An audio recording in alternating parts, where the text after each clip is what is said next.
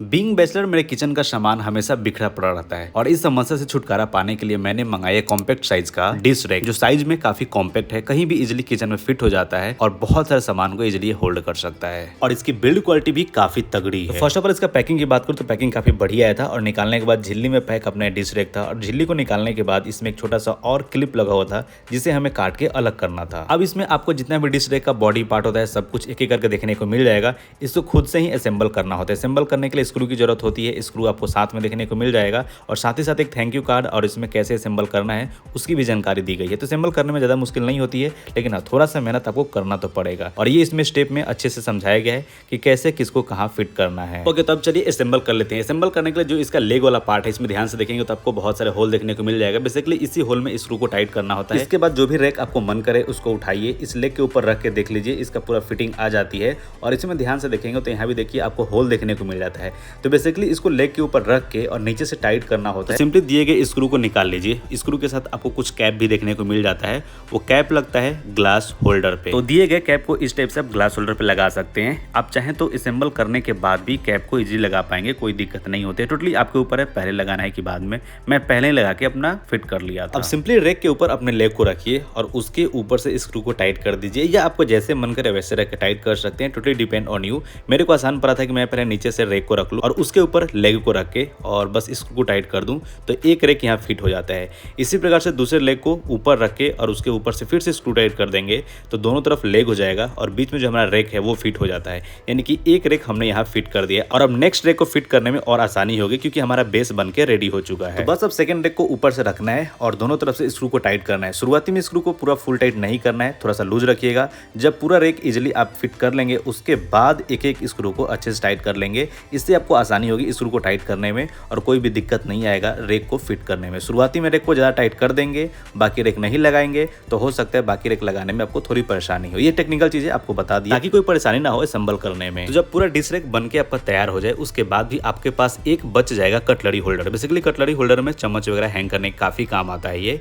तो इसको टाइट करने के लिए दो स्क्रू किसी भी साइड का ओपन कीजिए और इसको वहाँ रख के उसके बाद स्क्रू को टाइट कर दीजिए तो आपका कटलरी होल्डर इजिली फिट हो जाएगा। तो कटलरी होल्डर को टाइट करने के लिए दो स्क्रू खोल लेना है, उसके ऊपर कटलरी होल्डर रख देना है और फिर उसी दो स्क्रू को उसके ऊपर टाइट कर देना है और हमारा फाइनल कंप्लीट रेडी हो जाएगा अपना ये डिश रैक। उसके बाद सेफ्टी के लिए सभी स्क्रू को जो मैंने बताया था कि धीरे धीरे टाइट किए थे अब उसको पूरा फुल टाइट कर देना है ताकि मजबूती के साथ डिश रैक हमारा तैयार हो जाए। ओके, तो ये बन के रेडी हो चुका है हमारा डिश रैक। बिल्ड क्वालिटी की बात करूँ तो बिल्ड क्वालिटी काफी बढ़िया है। ये जो मटेरियल है आप लोगों को स्टील का देखने को मिल जाएगा तो जंग वगैरह लगने के भी चांसेस बहुत कम है। इसके अलावा सबसे ऊपर आप लोगों को प्लेट रैक देखने को मिल जाएगा जिसमें लगभग आप 10-12 प्लेट इजीली रख पाएंगे। इधर आप लोगों को ग्लास रैक देखने को मिलता है। बेसिकली आप ग्लास इसमें रख सकते हैं जो कि 3 दिया गया है और ग्लास रखने का मन नहीं है तो कोई भी टांगने वाला चीज आप इजीली इधर रख सकते हैं। इसके अलावा इस साइड आप लोगों को दिखाया था कटलरी एक होल्डर मिला था। कटलरी होल्डर में देखो मैंने क्या क्या फंसा कर रख दिया है। ये अपना कुछ चमचा वगैरह है, कुछ स्पून वगैरह है, ये कुछ सब्जी बनाने का चमचा जो आता है बड़ा वाला वो फंसा कर रखा है, चम्मच फंसा कर रखा हूँ और सबको इजीली होल्ड कर दे रहा है, कहीं कोई दिक्कत नहीं हो रही है। और इसको मैं हिला भी रहा हूँ ना तो एक कमजोर फील नहीं हो रहा है, मतलब कि लॉन्ग टर्म तक आपका ये साथ निभाने वाला है। इसके अलावा स्पेस की बात की जाए तो इसमें कुल मिलाकर 3 लेयर देखने को मिल जाता है। ये फर्स्ट, ये सेकंड और ये थर्ड और फोर्थ में आप लोगों को ये प्लेट वाला रैक देखने को मिलता है। और इसमें एक और फायदा ये हो जाता है कि इसमें कहीं दीवार में फिट करने की जरूरत नहीं है। आप अपने किचन में किसी भी कॉर्नर पे रख सकते हैं, जब मन करे तब इसको एक जगह से दूसरी जगह भी रख सकते हैं। जैसे मान लीजिए आपको बर्तन धोना है तो आप बर्तन धो के इसमें रख के और ऐसे उठा के कहीं भी लेके जा सकते हैं, एक रूम से दूसरे रूम आप अपने कन्वीनियंट के अनुसार। और इसके अलावा आपका मन करे कि नहीं इसको हमें वॉल में हैंग करके रखना है, यानी कि वॉल में टांग के रखना है, तो देखिए यहाँ आप लोगों को 4 होल मिल जाता है। एक यहाँ है, एक होल यहाँ है, एक होल यहाँ दिया गया और एक होल यहाँ दिया गया। तो इसके अनुसार अपने दीवार में होल करके और स्क्रू टाइट करके आप इस डिश रैक को टांग भी सकते हैं, मतलब कि 2 in 1 होने वाला है। या तो सरफेस पे रखिए या मन करे तो टांग भी सकते हैं। चलिए अब इसकी लंबाई, चौड़ाई और मोटाई की बात कर लेते हैं। तो मापने के लिए मैंने एक सिंपल ये टेप लिया है और इसकी जो चौड़ाई है, चौड़ाई आप लोग को लगभग वही 18 इंच देखने को मिलेगा, यानी कि 1.5 फीट चौड़ाई है। ऊंचाई की बात की जाए तो बॉटम से टॉप तक आप देखेंगे तो लगभग वही 24 इंच यानी कि 2 फीट देखने को मिलेगा। इसकी मोटाई लगभग वही 9.5 इंच की है। और ये जो रेक है, रेक के बीच में कितनी गैप है ये देखना हो तो यहाँ भी मैं टेप से नाप दे रहा हूँ, लगभग 6.25 इंच के करीब आप लोगों को गैप देखने को मिलेगा। तो कोई भी बर्तन जिसकी मोटाई 6.25 इंच से कम हो तो आप इजीली इसमें रख पाएंगे। और मैक्सिमम बर्तन 4 इंच 5 इंच मोटाई तक का होता है जो मैक्सिमम होता है। जैसे कि आप लोग को उदाहरण दे रहा हूँ, ये है मेरा कुकर जो कि हॉकिंस का है।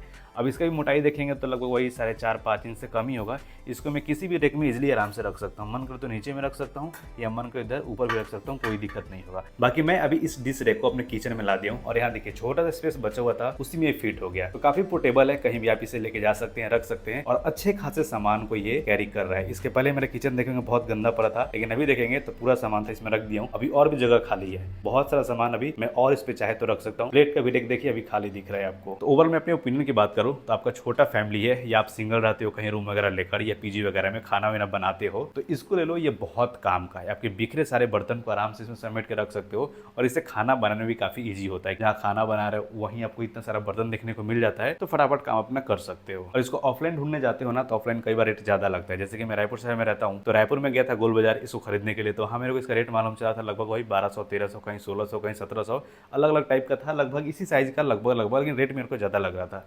तो मैंने ऑनलाइन लिया, ऑनलाइन मेरे को 750 में मिल गया और अभी इसका रेट शायद 800 के आसपास चल रहा है। तो वही 700-800 के आसपास इसका रेट हमेशा देखने को मिलता है। तो मैं इस प्रोडक्ट को टैग कर दूंगा, आप लोग एक बार जाके चेकआउट जरूर करना।